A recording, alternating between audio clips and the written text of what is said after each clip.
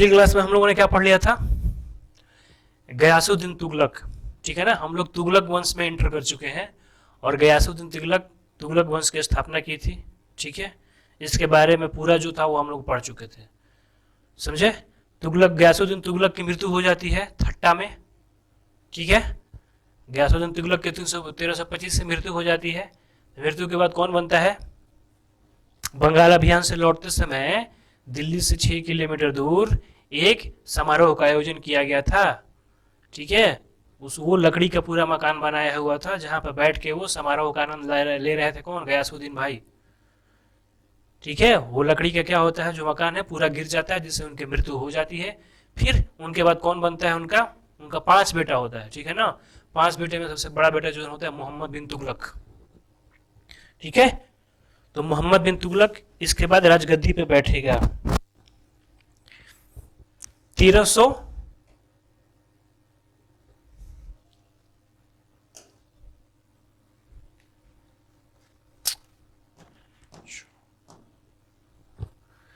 तुगलक वंश कब से चला है, 1320 से 1414 चला है, ठीक है। जिसमें 1320 से 25 तक कौन था, गयासुद्दीन, कौन था, गयासुद्दीन था। और 25 से 51 तक कौन आ जाएगा, मोहम्मद बिन तुगलक आ जाएगा। काफी लंबा शासन चलेगा इसका, ठीक है। तो उसी के बारे में हम लोग चर्चा करेंगे कि इन्होंने क्या किया था, एग्जाम पॉइंट ऑफ व्यू से कितना इंपॉर्टेंट है, ठीक है। इससे क्वेश्चन जो आता है उसको मैं स्टार कराऊंगा कि ये क्वेश्चन पूछा जा चुका है, ठीक है। मोहम्मद बिन तुगलक का मूल नाम क्या था, मलिक फखरुद्दीन, ठीक है। लेकिन फेमस क्या है, जूना खां, जौना खां या जूना खान भी कहीं बोला गया है, जूना खां या जौना खां, ठीक है। फेमस ये है। उपनाम क्या था, अब्दुल मजाहिद। ये एग्जाम में जो पूछा गया है, पीसीएस लेवल के एग्जाम में पूछा गया उपनाम के बारे में, ठीक है जी। उपाधि अमीर अल मुमामिन, ठीक है। और जिल्लाह सिखों पर था, जिल्लाह। अमीर उल मोमिन इनकी उपाधि थी। सब ध्यान में रखना कि सब राजा कुछ ना कुछ उपाधि लिया है, तो जो फेमस राजा होंगे ना उनकी उपाधि को थोड़ा पढ़ लेंगे। कुछ ना कुछ राजा बनेगा सुल्तान में, दिल्ली सल्तनत में, और कुछ ना कुछ उपाधि धारण करेगा। सुल्तान गयासुद्दीन द्वारा 1320 में क्या हुआ था, मोहम्मद बिन तुगलक को उलुग खां की उपाधि, ध्यान में रखेंगे, इसे उलुग खां की उपाधि दिया था गयासुद्दीन तुगलक ने। उलुग खां, ये पूछा गया है, उलुग खां की उपाधि दी गई थी इसको, ठीक है। ये बहुत पढ़ा लिखा इंसान था मोहम्मद बिन तुगलक जो था, थोड़ा बहुत नहीं, बहुत पढ़ा लिखा इंसान था ये, ठीक है ना। और बहुत पढ़ा लिखा कभी कभी पता है आगे जाके वो पागलों जैसी हरकत करने लगते हैं, क्योंकि वो जितना पढ़ जाते हैं उनको लगता है कि जो सामने वाला है उतना ही उन्हीं के जैसा सोचने वाला है, उन्हीं के जैसा बात करने वाला है, ठीक है ना। तो वो अपने जैसा सभी को ट्रीट करने लगते हैं। जैसे ही अपने जैसा सभी को ट्रीट करेंगे बात तो बनेगी नहीं, क्योंकि सच्चाई तो वो है नहीं, जितना आप नॉलेज बन रहे हैं उतना है नहीं वो। इससे क्या होगा, इससे दोनों में बनेगा नहीं। तो ज्यादा ज्ञान कभी कभी क्या हो जाता है, राजा के रूप में आप घातक हो जाएगा, आपको देखने को मिलेगा। मोहम्मद बिन तुगलक अरबी, देखो अरबी का, फारसी का, गणित का, नक्षत्र विज्ञान, भौतिक शास्त्र, तर्क शास्त्र और चिकित्सा शास्त्र का ज्ञानी था। पढ़ा लिखा नहीं था, ज्ञानी था। सिर्फ वो ऐसा नहीं कि शिक्षित था, ज्ञानी, ठीक है ना, नॉलेजेबल था सभी के बारे में, इतना ज्ञानी था ये, ठीक है। मोहम्मद बिन तुगलक खां के नाम से 1325 में जूना खां गद्दी पर बैठा, ठीक है ना। जूना खां जो था उसका नाम था, ये जौना खां, जो भी बोलना है बोल लेना। 1325 में वो गद्दी पे बैठता है, ठीक है। मोहम्मद बिन तुगलक अपनी सनक भरी योजनाओं के कारण पागल, खूनी और रक्त पिपासु कहा गया है। Mohammad bin Tughlaq has been called mad, murderous and the bloody thirsty due to his whimsical plans. कुछ कुछ इसका जो भी योजना इसने लगाया था अपने शासन काल में, जितनी भी योजना को इम्प्लीमेंट किया, सारा का सारा योजना इसका विफल हुआ था। ज्यादा ज्ञानी होला, ठीक है। और जब योजना विफल हुआ तो जनता विद्रोह करेगी, आप राजा है तो, जिसके कारण क्या होगा, आप उसे विद्रोह को दबाने के लिए जो करना होगा करेंगे।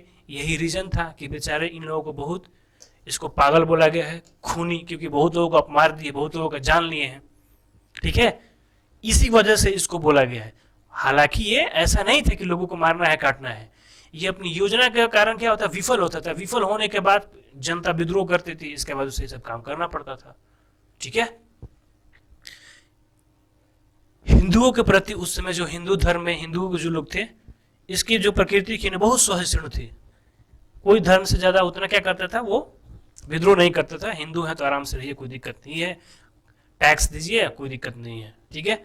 इसलिए होली के त्योहार में अगर सबसे ज्यादा कोई पार्टिसिपेट सुल्तान अगर किया है, सबसे ज्यादा नहीं, पहली बार पार्टिसिपेट हिंदुओं के त्योहार में कोई किया है तो वो था एमबीटी।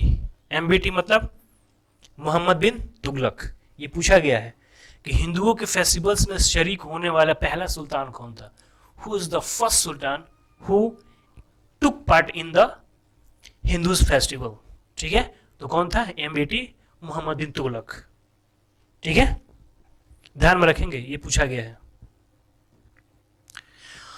मोहम्मद बिन तुगलक के शासनकाल के दो महत्वपूर्ण स्रोत हैं। ये तो आज के कितना 1307, 900, 8, 10 साल, 1000 साल पहले की बात है। ठीक है। तो उसके स्रोत क्या है कि ये काम ऐसा करता था नहीं करता था। ठीक है। उसके स्रोत होंगे ना, सोर्स। सोर्स से जितना भी चीज हम पढ़ रहे हैं ना, सबके सोर्स हैं, वही से हम लोग उठा के पढ़ते हैं। ठीक है ना। ये किताब नहीं मिला हुआ है ऐसे लिखा हुआ, चाहे कोई आदमी नहीं बताया कि देखो मोहम्मद बिन तुगलक ऐसा था ऐसा था ऐसा था। उस समय जो भी लिटरेचर लिखे गए हैं ना, वहीं से मिलता है। तो इसके शासन की सबसे ज्यादा जानकारी अगर मिलती है तो दो बुक्स हैं। एक है तारीख फिरोज शाही, ठीक है, और एक है इब्न बतूता का ये रेहला। ये बुक को ध्यान में रखेंगे, दोनों तारीख फिरोज शाही को ध्यान में रखेंगे, जियाउद्दीन बर्नी थे, दोनों बुक को याद में रखेंगे। ठीक है। और इब्न बतूता के यात्रा वृत्तांत रेहला। ठीक है। इब्न बतूता क्योंकि उस काल में आया था, 1333 में आया था इनके यहाँ। ठीक है। मोहम्मद क्या था, मोरक्को का ट्रेवलर था। ठीक है। इसकी भी कहानी है, बहुत दूरदीन कहानी है। जब ये पूरा जिंदगी अपना बाहर ही रह गया है। ठीक है। कहीं जाता था, ये पढ़ा लिखा था, लेकिन कहीं भी इसको बेचारे को इज्जत नहीं मिलती थी। ठीक है ना। हर जगह इसे निकाल दिया जाता था। अफ्रीका का था, जहां भी जाता था बेचारा निकाल। अंत में जाके भारत आया है। भारत आके उसको इतना अच्छा लगा है। मोहम्मद बिन तुगलक इसकी जो था ना ज्ञानी, जो ज्ञानी था, ये नॉलेज था, इसको समझ लेता है और अंत में इसके जिस लायक था उसे मिल जाता है यहाँ पे। ठीक है ना। इसका यात्रा वृत्तांत कोई पढ़ोगे ना तो बहुत कठिन है इसका यात्रा वृत्तांत शुरुआती दौर का। तो इब्न बतूता का नाम अब्दुल्ला मोहम्मद बिन बतूता था। ठीक है, था अब्दुल्ला।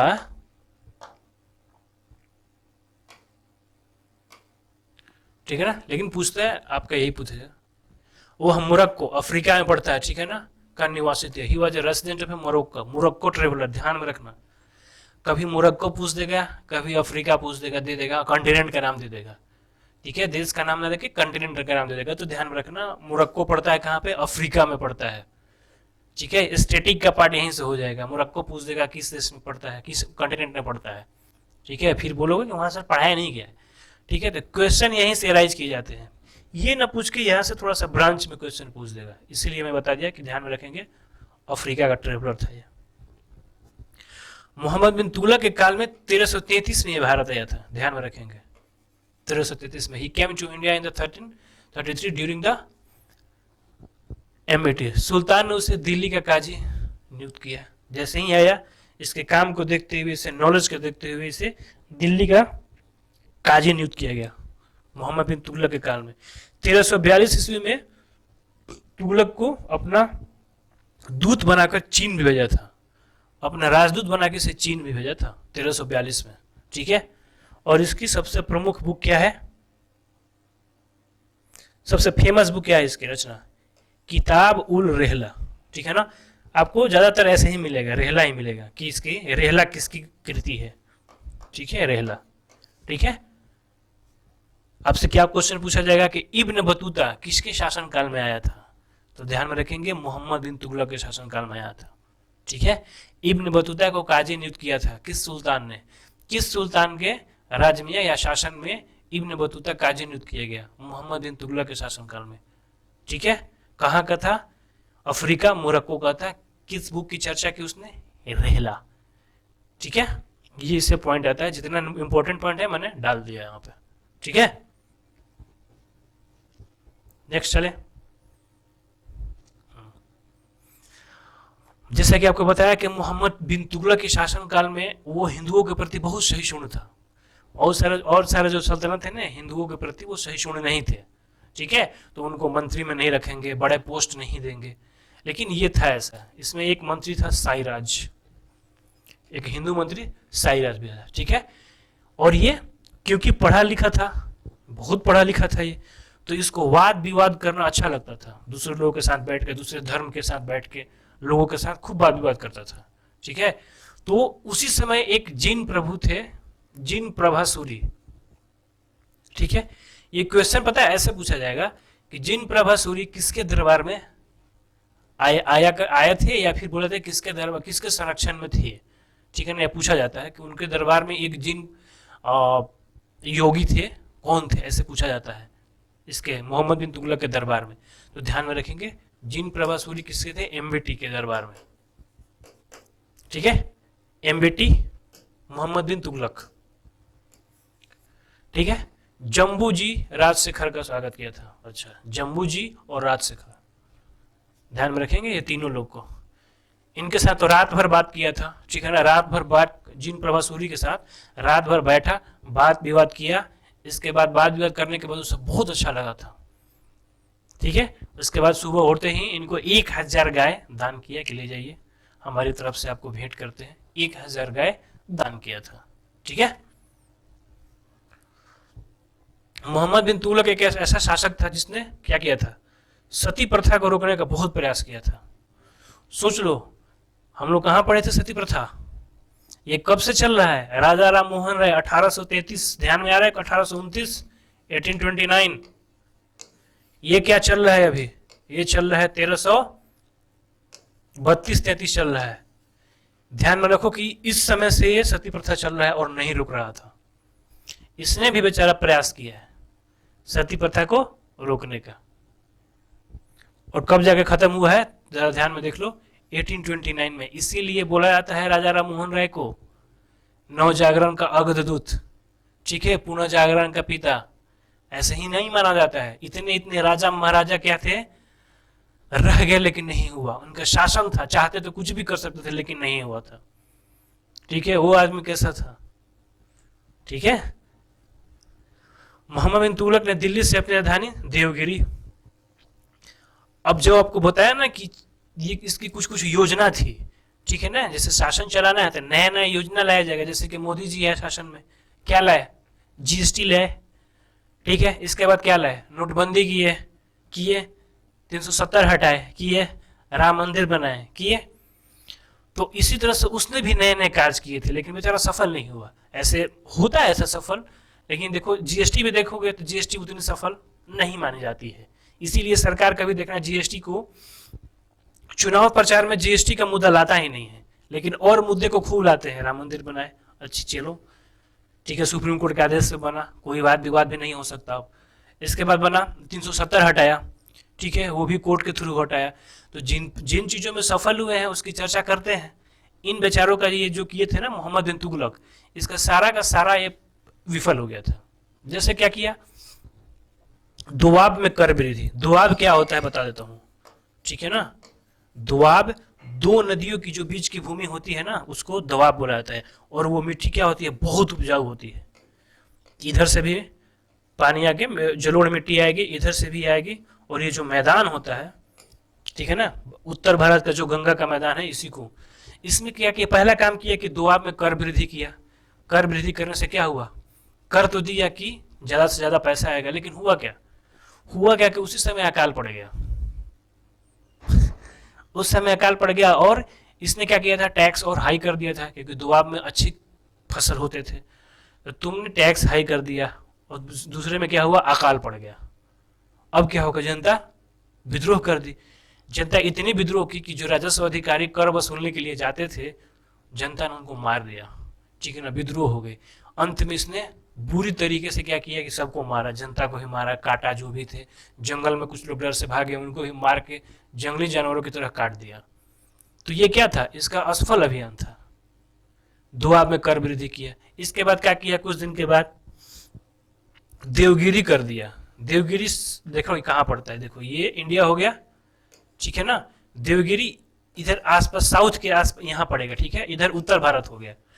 तो इसने देवगिरी ले गया वहां पे शासन करने के लिए। सोचा ना कि यहां से रहेंगे तो साउथ से और नॉर्थ से, ठीक है ना, प्रशासन करना क्या हो जाएगा, बीच में रहेंगे तो अच्छा हो जाएगा, ठीक है, अच्छा हो जाएगा। और इधर क्या था, विद्रोह जनता कर रही थी, बोला कि सब हटाओ, चलो भागो यहाँ से। अब कहीं पे अगर राजधानी जब चेंज किया जाता है ना, तो बहुत उसमें क्या होता है, लोगों को यहाँ से लेके जाओ, शिफ्ट करो, अकेले नहीं ना चले जाओगे, जो भी तुम्हारे साथ है सबको लेके जाओगे वहां पे, राजा महाराजा काजी पाजी आजी जो भी है सबको लेके जाओगे वहां पे, तुम तो उठ के खाली नहीं चले जाओगे। तो यहाँ से लेके चले गए। ये 700 मील की यात्रा थी, ठीक है, 700 माइल की, ठीक है। 40 दिन जाने में लगा था इन लोगों को यहाँ पहुंचने में, 40 डेज, ठीक है। 40 दिन जगह, अब 40 दिन लगा है ना, तो इसमें 40 दिन का यात्रा में जगह जगह ये रोड बनवा दिया था, सराय बनाया था। सराय का मतलब ठहरने के लिए पानी की व्यवस्था पूरी की गई थी, खर्च हुआ था। और तब यहाँ से वो गया वहां पे। दिल्ली यहाँ पे छूट गया। दिल्ली में यहाँ पे कुत्ता बिल्ली भी रोने वाला नहीं है, राजधानी तो वहां चला गया। जब वहां गया तो जैसे ही गया तो तमिलनाडु में एक विद्रोह हो गया, ठीक है, तमिलनाडु में विद्रोह हो गया। विद्रोह दबाने के लिए अब वहां से चला, आगे बढ़ा तमिलनाडु साइड में, ठीक है, इधर जैसे ही गया वहां पर, जैसे ही गया ना तो प्लेग फैल गया। प्लेग फैल गया तो इसके आधे सैनिक, मैक्सिमम सैनिक इसके बीमार हो गए, मर गए, इसको भी हो गया बीमारी, भागा वहां से जल्दी से, ठीक है। और प्लेग इतना तेजी से फैल गया, अब यहाँ पे इसे कुछ पता ही नहीं चल रहा है। फिर यहाँ से फिर यहाँ भागा ये। अब सोचो, लेकिन बहुत सारे जो अधिकारी थे ना वो गए ही नहीं, जो सूफी संत जो इनके साथ रहते थे वो गया ही नहीं, सब बोले अब यहीं रहेंगे। इसीलिए जो देवगिरी था ना उस समय शिक्षा का केंद्र बन गया। जो भी अच्छे अच्छे लोग थे ना बोले कि तुम जाओ, हम ही लोग यहीं पर रहेंगे, तुम चेंज करते रहो, ठीक है। तो ये भी अभियान उसका असफल हो गया। यहाँ भी दिक्कत हुआ, लोगों को वहां ट्रांसफर कर रहा है, फिर यहाँ ट्रांसफर कर रहा है, ठीक है।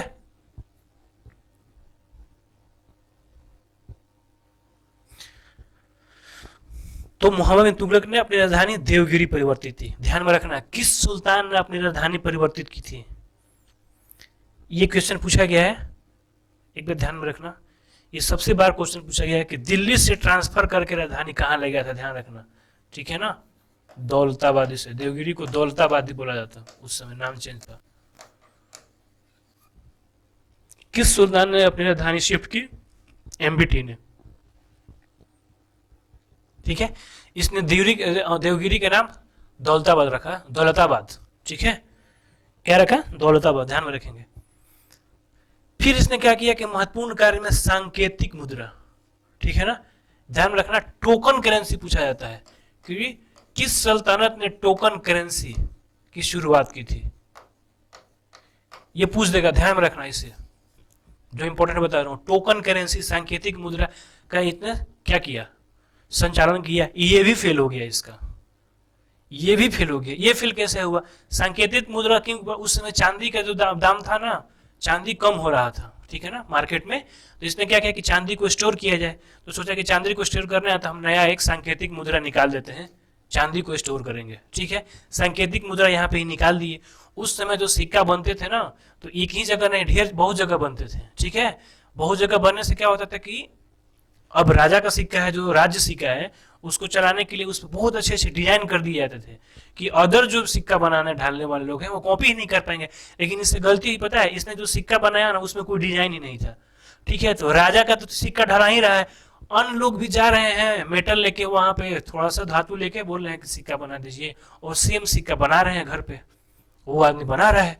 अब इतना सिक्का मार्केट में हो गया कि इन्फ्लेशन आ गया, सबके पास पैसा है। इकोनॉमिक्स से पढ़े हुए ना, कि जब सबके पास पैसा आ जाएगा ना तो क्या हो जाएगा, डिमांड घट जाएगा। तुम्हारे पास पैसा है, सबके पास पैसा आ जाए तो डिमांड किसी चीज घट जाएगी, नहीं घट जाए, हमें भी चाहिए, हमें भी चाहिए, गाड़ी चाहिए, बुलेट चाहिए। अचानक सब भारत में सोचो कि सब लोगों के पास पैसा हो जाए तो तुम्हारी डिमांड कैसे हो जाएगी। एक तो 40 करोड़ लोग बोले कि हमको बुलेट चाहिए, कहां से आएगा, ठीक है। डिमांड घट जाएगा, सबके पास पैसा आ जाएगा, भूखमरी आ जाएगी, इन्फ्लेशन हो जाएगा। तो बैलेंस बना कर रखना होता है, ना ही कम होना चाहिए नहीं ज्यादा होना चाहिए। इसीलिए पता है भारत पैसा नहीं छापता है। जो बोलते हैं ना कि भारत चाहे तो पैसा छाप दे, छाप के देखो क्या होता है, सबके पास पैसा हो जाएगा तो फिर क्या हो जाएगा? आराम से पौड़ी में लाओ, इधर लाओ, डिमांड कौन बनाएगा कौन? ठीक है ना, एक जगह डिमांड होना चाहिए, सप्लाई होना चाहिए, तभी तो माल सप्लाई होगा। सबके पास पैसा हो जाएगा तो बनाएगा कौन फिर?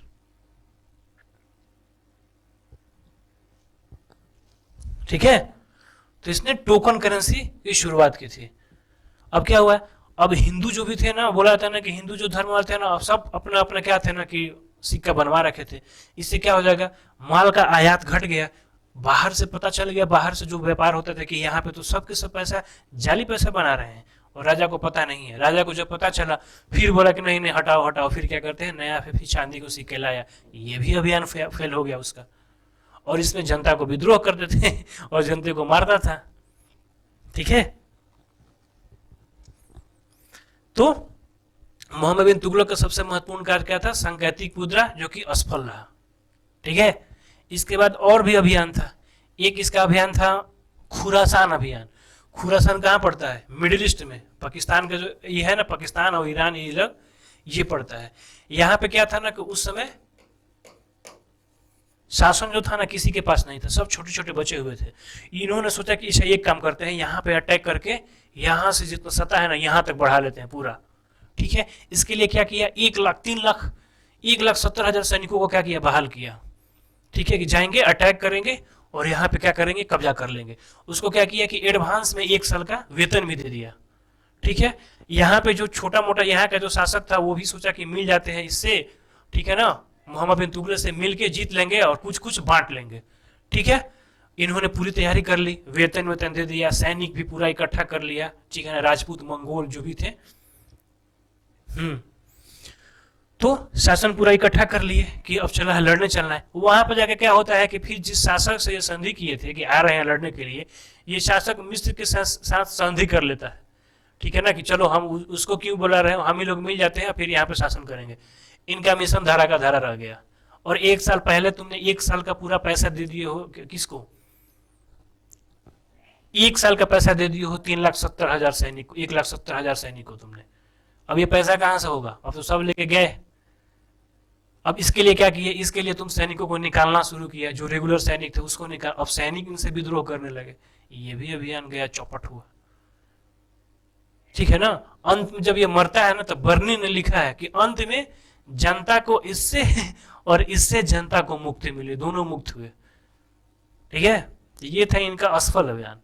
मोहम्मद बिन तुगलक पहला शासक था जिसने अकाल पीड़ितों के लिए सहायता के लिए अकाल संहिता तैयार किया था। हाँ, अकाल पीड़ितों के लिए अकाल संहिता का तैयार किया था। ठीक है ना, इसने किसान के सहायता हेतु दीवाने को ही, ध्यान में रखना, दीवाने कोही की व्यवस्था की थी। ये पूछा गया है, दीवाने कोही, किसानों की सहायता के लिए दीवाने कोही की व्यवस्था किसने की थी, ये क्वेश्चन पूछा गया है। ठीक है, मोहम्मद बिन तुगलक के साम्राज्य में, हाँ साम्राज्य था, ये अटैक किया था, 23 प्रांत कर लिया था उस समय। अलाउद्दीन खिलजी के समय में 11 प्रांत था, जो ये 23 प्रांत कर लिया था।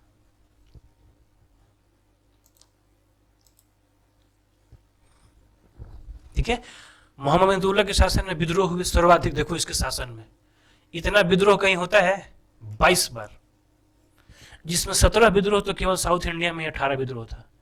किसी के शासन में इतना विद्रोह, 22 विद्रोह हुए थे। सोचो कि कैसे शासन कर रहा होगा। सबसे ज्यादा पूछा जाता है क्वेश्चन में। ठीक है, अंत में मोहम्मद बिन तुगलक की मृत्यु 20 मार्च 1351 में होता है। ये कहाँ गया होता है, थट्टा में। ठीक है ना, एक अभियान में जाता है, युद्ध के अभियान में। ठीक है ना, तो थट्टा के में क्या होता है, वहीं पे क्या होता है, थट्टा में इसकी अचानक तबीयत खराब होती है। ठीक है ना, और ज्यादा दूर तक बेचारा जा भी नहीं पाता है। थट्टा में ही क्या हो जाता है, इनकी 1351 में मृत्यु हो जाती है, मृत्यु स्थान। ठीक है, जैसे ही मरा तो बर्नी जो उस समय का जो था लेखक था, उसने लिखा कि अंत में जनता को जनता को राजा से और राजा को जनता से मुक्ति मिली। ठीक है, क्योंकि इनका एक भी योजना सफल नहीं था, और उस फिर योजना सफल नहीं तो विद्रोह को दबाने के लिए मारकाट अपने ही जनता के साथ करते थे। इसी का रीजन थे कि 22 विद्रोह हुआ इसके शासनकाल में। ठीक है, आपके लिए इंपॉर्टेंट क्वेश्चन इसमें से ज्यादा बन जाता है इसकी योजना के कारण। टोकन करेंसी की शुरुआत किसने की थी, आपसे ये नहीं पूछा जाएगा कि असफल हुआ या असफल हुआ। ठीक है,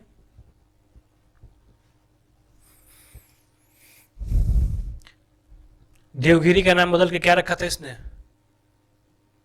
दौलताबाद। ठीक है। दीवाने कोही की व्यवस्था किसने की थी? ध्यान में रखेंगे, इनका ध्यान में रखना। एक जैन प्रभु, जैन भी योगी थे जो इनके दरबार में गए थे, मोहम्मद जैन प्रभु। ठीक है ना। इब्न बतूता का ध्यान में रखना, किसके शासनकाल में भारत आया? मोरक्को का ट्रेवलर मोहम्मद बिन तुगलक के शासनकाल में आया था। ठीक है।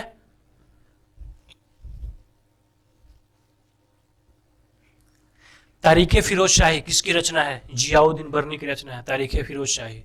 रेहला किसकी रचना है? रेहला इंपॉर्टेंट है। रेहला किसकी है? Ibn Battuta. मोहम्मद तुगलक अरबी, ये तो आपको जानकारी के लिए दिया गया। हाँ, जोना खां। ठीक है, इसका मूल नाम ध्यान में रखना है, जोना खां ही पूछा जाता है। हिंदू के त्योहार में सर्वप्रथम पार्टिसिपेट करने वाला कौन सा सुल्तान था? एम्बेटी, मोहम्मद बिन तुगलक। ओके। गयासुद्दीन तुगलक ने इसे उलुग खां की उपाधि दी थी। गयासुद्दीन तुगलक ने इसे उलुग खां की। तो इसे ध्यान में रखेंगे, इससे ज्यादा क्वेश्चन बनता है। ठीक है, इसीलिए थोड़ा ये लंबा लग रहा होगा आप लोगों को, और छोटा मोटा जो राजा होंगे उनको निपटा देंगे जल्दी में। इसके बाद आते हैं फिरोज शाह तुगलक, सल्तनत काल का अकबर। सल्तनत काल का अकबर कौन थे? फिरोज शाह तुगलक। एकदम उदारवादी शासक, कोई लड़ाई नहीं, कोई झगड़ा नहीं। जैसे ही ये शासन में आया, बोला कि भाई हमें अब साम्राज्य विस्तार नहीं चाहिए, जितना साम्राज्य है उसी में हम क्या करेंगे, लोगों का कल्याण का काम करेंगे, उसी जनता को हम खुश रखेंगे, बजाय कि समाज साम्राज्य का विस्तार करें और जनता खुश नहीं है। ठीक है, तो हम जो करेंगे जितना है उतना ही संतुष्ट है, लोगों के लिए काम करेंगे, लोगों को खुश रखेंगे। तो इसीलिए इनको सल्तनत काल का अकबर कहा गया है। ठीक है, फिरोज शाह तुगलक। 1325 से 1351 तक कौन थे? मोहम्मद बिन तुगलक। 1351 से 1388 कौन रहेंगे? फिरोज भाई रहेंगे। कौन रहेंगे? फिरोज भाई रहेंगे। 1320 से 1325 कौन? 1320 से 1414 चला है ना। 1320 से 1325 गयासुद्दीन, 1325 से 51 मोहम्मद बिन, और 51 से 88 फिरोज शाह। तुगलक में इन तीनों शासक को ध्यान में रखना है, यही तीनों इंपॉर्टेंट है, इनके बारे में पढ़ना है, क्वेश्चन यहीं से बनता है। ठीक है। फिरोज शाह तुगलक का 2 बार राजाभिषेक हुआ। एक बार हुआ जहां पे थट्टा में मोहम्मद बिन तुगलक का ये चचेरा भाई था। ये मोहम्मद बिन तुगलक का चचेरा भाई थे। इसकी जो पिता थे 7 वर्ष की जब था ना, यही उसी समय इसके पिता की मृत्यु हो गई थी। इनकी जो माता थी वो हिंदू थी। ठीक है ना, बीवी जैला उनका नाम था। इनकी जो माता थी बीवी जैला, बीवी जैला। ठीक है, एक हिंदू राणा मतल या क्या नाम था, राणा मित्तल या राणामल, राणामल, राणामल उनका नाम था। इसके क्या राजपूत थे, इसके क्या बोलते हैं पिता का नाम। ठीक है, तो फिरोज शाह की माता जो थी ना बीबी जैला, एक हिंदू थी, जाट फैमिली की थी। ठीक है, इसका क्या हुआ, 2 बार इसका क्या हुआ, राजाभिषेक हुआ। एक तो वहीं पे हो गया, फिर दिल्ली आके होगा। दिल्ली आके इसलिए होगा कि वहां पे मृत्यु हो गया किसका, मोहम्मद बिन तुगलक का थट्टा में ही मृत्यु हो गया। जिस जगह पे है थट्टा जगह जो है वहां पे मृत्यु हो जाती है। ठीक है, और वहां पे इनका राजाभिषेक होता है। लेकिन मोहम्मद बिन तुगलक का जो वजीर होता है, ठीक है, वजीर, वो क्या करता है दिल्ली में, बोलता है कि कोई है ये नहीं, एक बालक को लेता है, पता नहीं, और बोलता है ना कि ये क्या मोहम्मद बिन तुगलक का बेटा है।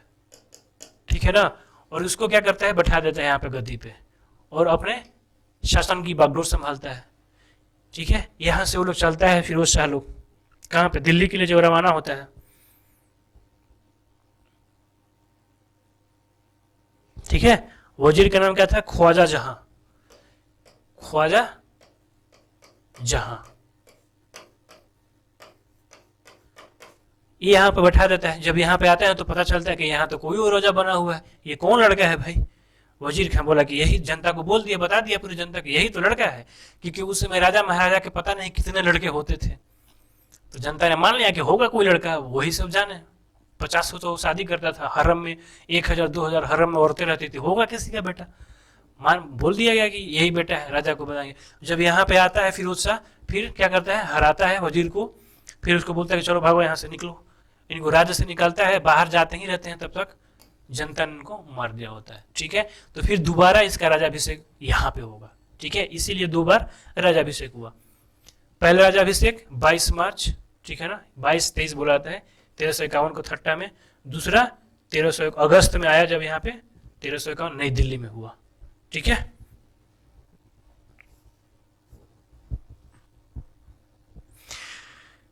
अब फिरोज शाह तुगलक जब शासन में बैठता है ना, तो उस समय यहाँ पे पूरी शासन व्यवस्था में अस्त व्यस्त मचा हुआ है। क्यों?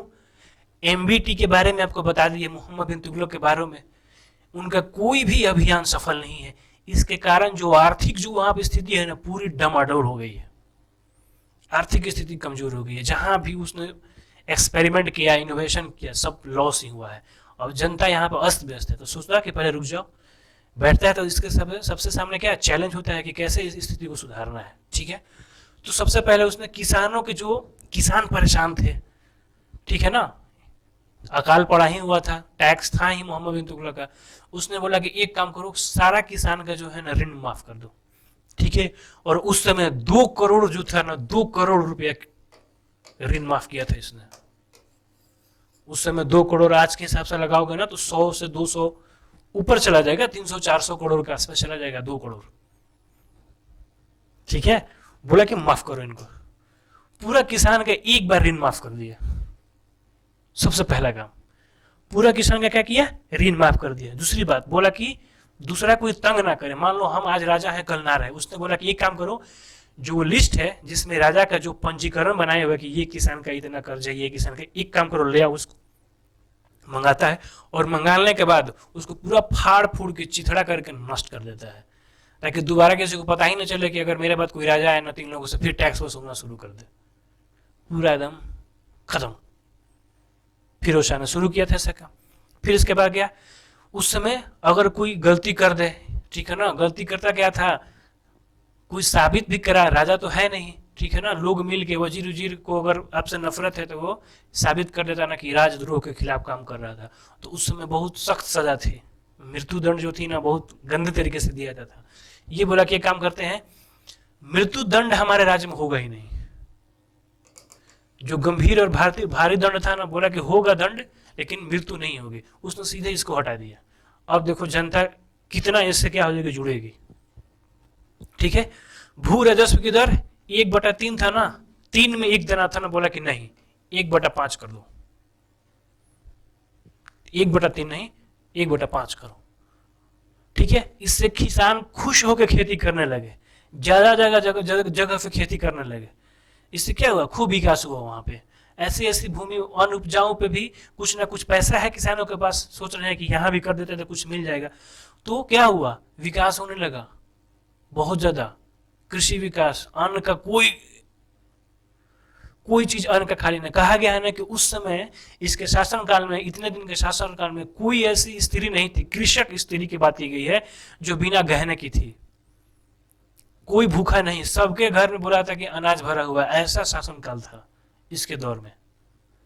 ठीक है, फिरोज शाह तुगलक एक काम किया था, ध्यान में रखेंगे, ब्राह्मणों पे जो लगाया गया था कौन टैक्स, जजिया, सर्वप्रथम फिरोज शाह तुगलक ही वो सब प्रथम सुल्तान था जिसने ब्राह्मणों पे क्या लगाया था, जजिया लगाया था।